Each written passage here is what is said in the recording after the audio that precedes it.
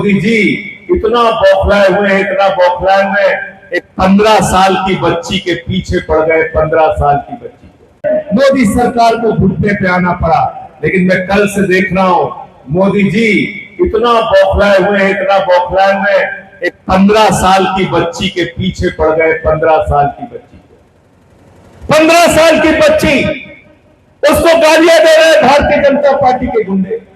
उस 15 साल की बच्ची को बलात्कार की धमकी दे रहे हैं भारतीय जनता पार्टी के गुंडे। वो बच्ची रो रही है, बिलख रही है। मोदी जी से उसने माफी भी मांग लिया। मोदी जी ने नौटंकी में एक वीडियो भी बनाया, बोले हम माफ कर रहे हैं आपको। आप कोई महाराजा हो इस देश के, आप महाराजा हो, आप विश्वगुरु हो, आप महामानव हो। आपको होता है माफ करने वाले।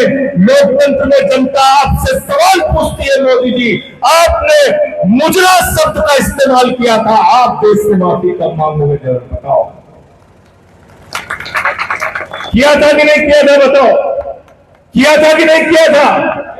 कहा था विपक्षी पार्टियां मुजरा करे जाके अपने वोट बैंक के सामने। अरे विपक्षी पार्टियों में तो हमारी माताएं बहनें भी काम करती है, मोदी जी वो सब मुजरा करेगी?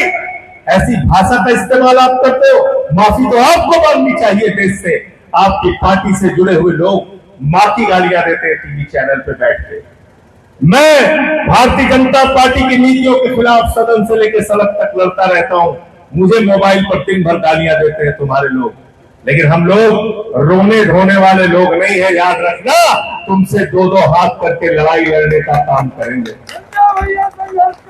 हम तुम्हारे साथ, किसी चक्कर में मत रहना, किसी गलतफहमी में मत रहना। हिंदुस्तान में हर आदमी तुम्हारे लिए, तुम्हारे सामने घुटना टेकने के लिए पैदा नहीं हुआ है। इन छोटे छोटे बच्चों को डरा रहे हो आप, शर्म नहीं आती आपको? कह रहे हमने माफ कर दिया, माफ कर दिया। अरे आपको माफी मांगनी चाहिए इस देश की जनता से। 12 साल में एक भी वादा आपने नहीं पूरा किया।